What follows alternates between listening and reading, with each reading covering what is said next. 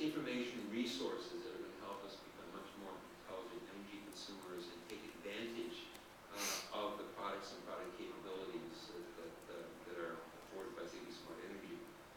And you can have fun Googling the site. I was getting the Chinese to do this from Beijing last week, which I'm sure had TX wondering why we're getting all these subscribers from Beijing.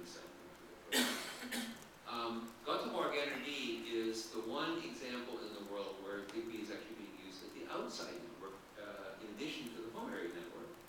And it's also been very good about setting up a program of understanding, helping us better understand the performance capabilities of these systems. I mean, there's always a lot of, as you're developing new systems, I mean, will you get the adequate coverage? You know, will the system be robust and interference tolerance? And Göteborg really has probably stressed these systems more than anything else because of the kind of terrain it is. It's very rocky, hilly terrain, as you can kind of see from this photo of the city. And it has really performed admirably. I mean, one of the things that I kind of like to cite is when they were first putting this system in, which went completely live last July, they anticipated there were going to be a lot of network gaps. So the mesh network wasn't going to be robust enough to kind of fill in the thing. Two funny things happened. They first put in, there were about 8,000 concentrator points they put in around the city as a way for these meters, many of which, 50,000 of them, were in the center of buildings. They put these things in, and they thought they'd put a few concentrator points in, and they put meters in far-flung sections of the city because they wouldn't see anything, so it wouldn't cause any problems.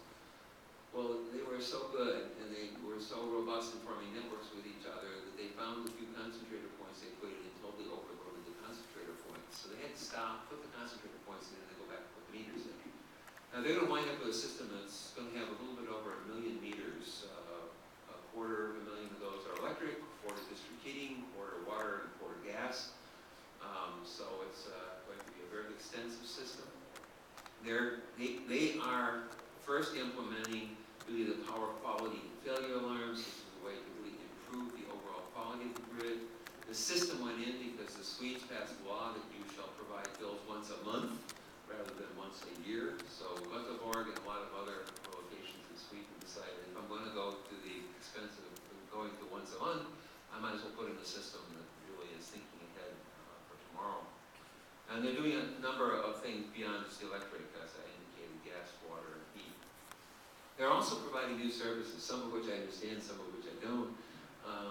In apartment buildings now, they're able to provide sub-metering to apartments, which apartment developers don't like particularly because now, they know, they're being, they have to pay for how much heat they're using, they have to pay for how much hot water they're using, but it's having a profound impact on their behavior and on making their use much more effective now that they're paying for it. So they're also providing, security alarms, which is one of these things that I don't fully understand. Is the network's there, so they're providing other capabilities sort of as a service, including ZigBee door locks, which is another one I find a little strange. But one that is logical, though, is control of street lights, which is a very logical thing to do with a citywide network like this. I can now do a lot of things relating to metropolitan infrastructure. So, very interesting thing. I expect there'll be other examples of this as time goes on, but right now it's kind of unique on the planet. And a lot of this is translating into really now a verification of performance. It's moved beyond, this is a PowerPoint presentation or simulation of what's going on into this reality of this stuff works.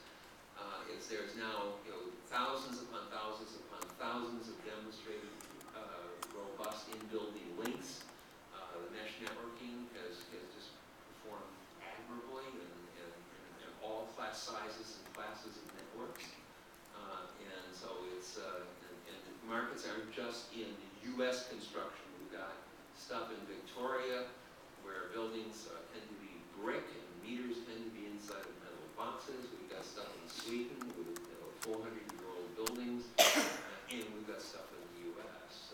In commercial buildings as well as residential. So this is a very broad base of data now, all of which is very interference tolerances, again, have been demonstrated to be extremely high. I mean, I love it when people come to me at CES and say, how will this work in the presence of Wi-Fi? Well, CES is so bad, Wi-Fi doesn't even work with Wi-Fi.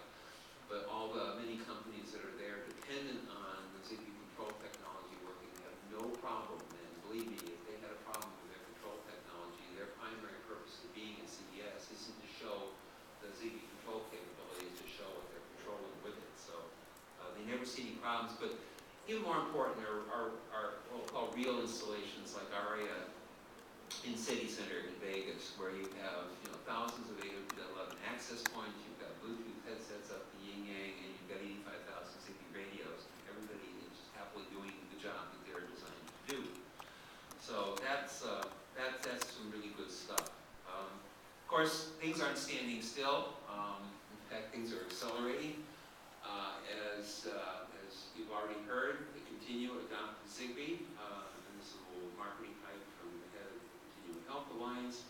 But it's focused on the top 3 opportunities, and this will expand. Number 1 is independence for physically challenged and aging. We've got a growing world population of people who are over 65, a third of the planet. That's almost 2 billion people. And frankly, if we don't do something, we're going to totally overload our facilities and services to support that population unless we can keep them independent longer, but do so safely. And one way of doing that is really providing effective monitoring capabilities, and that's what a sensor network like ZigBee can provide. So remote monitoring, providing real-time location, because if you do get into trouble, where are you? If I'm inside of a building, GPS isn't going to cut it. And it's going to really expand the ability to maintain a larger degree of freedom and independence longer, which will reduce total healthcare costs. It will also reduce the total infrastructure. Chronic disease management is another natural area.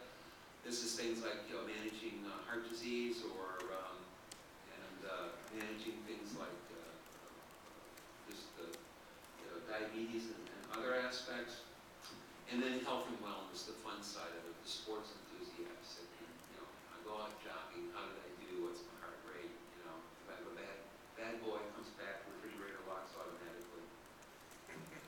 ZigBee Green Power, this is, in a nutshell, ZigBee Green Power is a way of expanding the selection capability of harvested energy sources. ZigBee's always been power friendly, but you really have to match. If you're going to open the door to a large number of harvested energy sources, you have to match the protocol to the power delivery curve of those devices, which can be challenging at times. So it's not about just the overall amount of power, but the instantaneous power per given time.